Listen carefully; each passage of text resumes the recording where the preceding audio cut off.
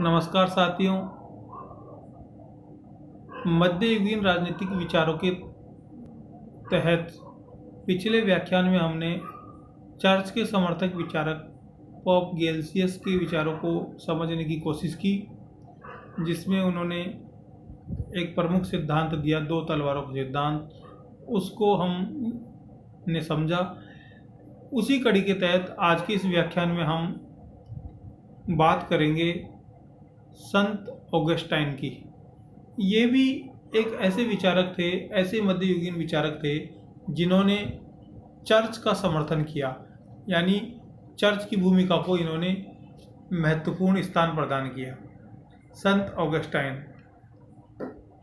संत Augustine ने अपनी प्रसिद्ध पुस्तक सिटी ऑफ गॉड में दो नगर राज्यों का सिद्धांत प्रमुखता से दिया। ये इनकी सिटी ऑफ गॉड इनकी प्रमुख पुस्तक थी। इसमें दो नगर राज्यों का सिद्धांत इन्होंने प्रमुखता से दिया।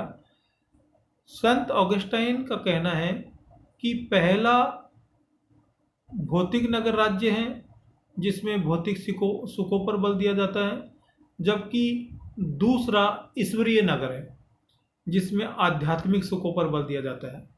ये जो अपनी पुस्तक सिटी ऑफ गॉड में दो नगर राज्यों की बात करता है, तो उसमें पहला भौतिक नगर राज्य और दूसरा आध्यात्मिक नगर राज्य। और भौतिक नगर राज्यों में तो भौतिक सुखों पर बल दिया जाता है, और ईश्वरीय जो आध्यात्मिक नगर राज्य हैं, ईश्वरीय नगर राज्य, उसमें आध्यात्मिक सुखों पर बल दिया जाता है।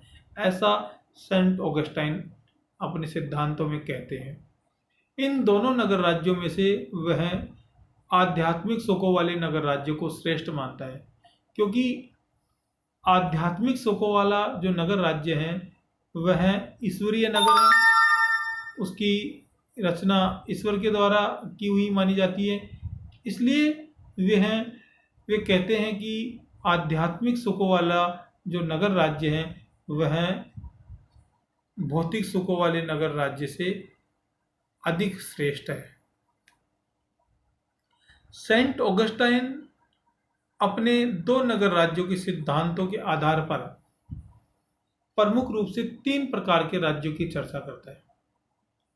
वो जो उन्होंने दो नगर राज्यों का सिद्धांत दिया, उसके आधार पर वह प्रमुख रूप से तीन प्रकार के राज्यों की बात करते हैं। और वो तीन प्रकार के राज्य इस प्रकार हैं। पहला, शैतानियत का राज्य।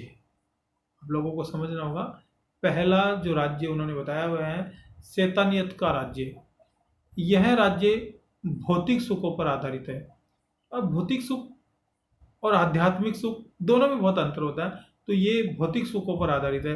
ये जो भौतिक सुविधाएं आप लोग बाहरी रूप से उपभोग करते हो उन पर आधारित है। और एक जो आंतरिक सुख जो मिलता है वह आध्यात्मिकता और चिंतन से मिलता है। उसकी बात वो आगे करता है। जो दूसरा नगर राज्य है वह है प्राकृतिक राज्य। जो दूसरा राज्य प्राकृतिक राज्य, यह मध्यम श्रेणी का राज्य बताया उन्होंने, और इसमें भौतिक सुखों के साथ आध्यात्मिक सुखों पर भी बल दिया जाता है। यानी ये जो प्राकृतिक राज्य हैं इसमें दोनों का हम साथ साथ उपभोग कर सकते हैं। भौतिक सुखों के साथ साथ हम आध्यात्मिक सुख भी ले सकते हैं। आध्यात्मिक सुख पर भी हम ध्यान दे सकते हैं। जैसे कि आधुनिक राज्य की अगर बात करें तो वो कुछ इसी प्रकार के राज्य हैं, प्राकृतिक राज्य, जिनमें भौतिक सुखों की बात भी की जाती है, और साथ में जब भी टाइम मिलता है, जब भी हम फ्री रहते हैं, तो आध्यात्मिक सुखों की या आध्यात्मिक उन्नति की बात भी की जाती है। ये आधुनिक राज्य इसके समकक्ष हैं, क्योंकि ना तो आधुनिक राज्य ईश्वरीय राज्य हैं और ना आधुनिक राज्य शैतानियत के राज्य हैं, क्योंकि ये दोनों, शैतानियत का राज्य यानी हीन श्रेणी है, और ईश्वरीय राज्य यानी बहुत आइडियल आदर्शवादी स्थिति है। तो ये दोनों की जो मध्य की कड़ी है वह है प्राकृतिक राज्य, और वे आधुनिक राज्य इसके समकक्ष माने जाते हैं। तीसरा, ईश्वरीय राज्य। इस राज्य में केवल आध्यात्मिक सुखों पर बल दिया जाता है। सेंट ऑगस्टाइन कहते हैं कि ईश्वरीय राज्य में और किसी प्रकार के भौतिक सुख सुविधाओं की बात नहीं की जाती।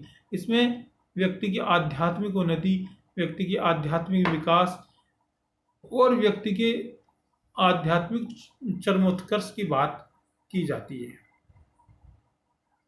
सेंट ऑगस्टाइन के प्रमुख सिद्धांत। सेंट ऑगस्टाइन दासता का समर्थन करता है और कहता है कि दासता ईश्वरीय पाप के दंड का परिणाम है। जो आप कुकर्म करते हो, जो पाप करते हो, जो आप हीन कार्य करते हो, उसका दंड स्वरूप दिया गया परिणाम दासता है। वो तो दासता को वो गलत नहीं मानता। वो कहता है कि अपने कर्मों का पश्चाताप करने के लिए ईश्वर ने ही आपको इस रूप में अवतरित किया है, दास के रूप में अवतरित किया, ताकि अपने कर्मों के फल से आप मुक्त हो सको। वह निजी संपत्ति का समर्थन करता है और कहता है कि निजी संपत्ति से उदारता आती है। हाँ, ये बात तो सही है कि अगर संपत्ति होगी तो किसी को दान भी होगा, किसी को दक्षिणा भी होगी, लेकिन अगर संपत्ति ही नहीं होगी तो फिर दान क्या होगा और दक्षिणा क्या होगी। यानी सेंट ऑगस्टाइन कहते हैं कि निजी संपत्ति से उदारता आती है, उदारता के लक्षण उसमें प्रज्वलित हो जाते हैं। सही है ये बात। सेंट ऑगस्टाइन समाज में 4 प्रकार की संस्थाओं की प्रमुखता से बात करते हैं। ये संस्थाएं इस प्रकार हैं। पहला, परिवार। दूसरा, नगर राज्य। तीसरा, सृष्टि व भौतिक संसाधन। सृष्टि व भौतिक संसाधन। चौथा, सारी सृष्टि, यानी ये जो समस्त ब्रह्मांड, जिसको तीनों लोकों की संज्ञा भारतीय दर्शन में दी जाती है, समस्त सृष्टि। तो ये 4 प्रमुख संस्थाएं बताते हैं। एक तो परिवार। ऑगस्टाइन कहते हैं कि सबसे पहली संस्था तो होती परिवार, और फिर परिवारों के मेल से, बहुत से परिवारों के मेल से नगर राज्य बनता है, और नगर राज्यों, बहुत से नगर राज्यों के मेल से एक सृष्टि, एक भूमंडल की रचना होती है, जो भौतिक सुख सुविधाओं से संपन्न होता है, भौतिक संसाधनों से वह लेस होता है, भौतिक संसाधनों से भरपूर होता है। और जो चौथी अवस्था उन्होंने बताई, वह उन्होंने ब्रह्मांड की अवस्था बताई कि सारी सृष्टि, जिसमें तीनों लोग, भू, पाताल और आकाश, यानी तीनों लोगों की वह बात करता है। इस प्रकार सेंट ऑगस्टाइन कहते हैं कि पहली तीनों संस्थाओं के बारे में तो हमें राज्य से जानकारी मिल सकती है। परिवार, नगर राज्य, भौतिक संसाधनों के बारे में तो हमको राज्य से जानकारी मिल सकती है, लेकिन यदि हमको चौथी संस्था को समझना है, और ये जो संस्था प्रमुख भी है और सबसे व्यापक भी है, अगर इसको समझना है तो इसके लिए हमको चर्च का सहयोग लेना पड़ेगा। यानी इसके बारे में हमको ज्ञान चर्च के माध्यम से ही मिल सकता है। तो यहाँ वे चर्च का समर्थन करते हुए नजर आते हैं कि ये जो सारी सृष्टि, ब्रह्मांड और इनके क्रियाकलाप, इनकी रचनाओं का अगर समझना है तो आपको चर्च के अधीन आना होगा, चर्च के शरण में जाना होगा, चर्च में आप लोगों को यह समझना होगा। तो इस प्रकार संत ऑगस्टाइन सारी सृष्टि की सभी विधाओं को चर्च के अधीन समझने के लिए छोड़ देता है, और ये संत ऑगस्टाइन का एक प्रमुख सिद्धांत भी रहा। इसकी बात, क्योंकि चर्च के समर्थक तो हैं और इन्होंने भौतिकवाद से ज़्यादा चर्च को महत्व दिया। तो इस प्रकार हमने सेंट ऑगस्टाइन को समझा। इन्होंने 2 नगर राज्यों का सिद्धांत दिया, और उसमें भी उन्होंने ईश्वरीय जो नगर राज्य हैं उसको महत्वपूर्ण स्थान दिया। आप सभी लोगों ने इस व्याख्यान को ध्यान से सुना, इसके लिए आप सभी का धन्यवाद।